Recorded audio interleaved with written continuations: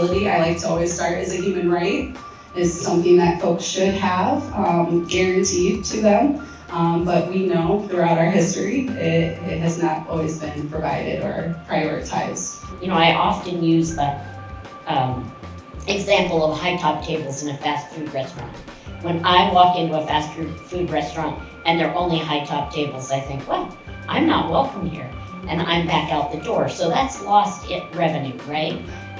Is that the message that they wanted to give? I'm not sure it was. We kind of assume that folks with power have built the ADA in a way that is accessible to everybody. What we found out in Microsoft, clearly it was a low bar. Within our field, I think the word accessibility really harkens back to code compliance. You know, if you follow the book or the federal and the state books, then you're good.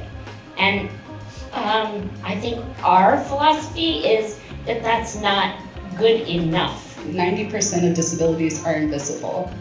And we know there's a high rate of stigma of wanting to disclose your disability in the workplace. And so being really proactive about building in a culture of accommodation is a way that you can lead to folks feeling safe to identify. That's ways that you can start being innovative without forcing and pushing upon a disclosure. What's the pitch to the CFO, and what's the ROI?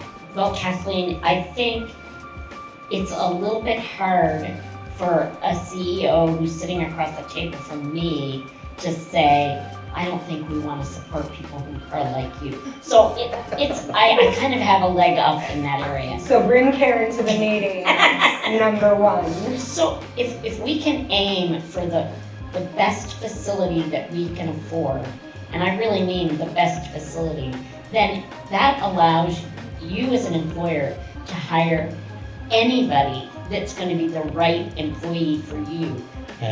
Simple things like a continuous handrail on the stairs, supposed to help a person who's blind or low vision get down the stairs. Turns out it helps more people who read their phones going up and down the stairs than it. So the idea of thinking about these things, designing for the few we talk about, and impacting the many.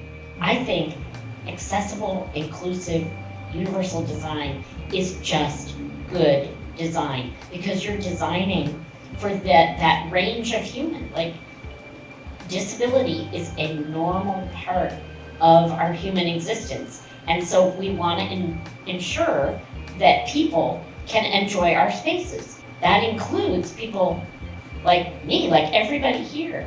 So that's just good design. Thank you.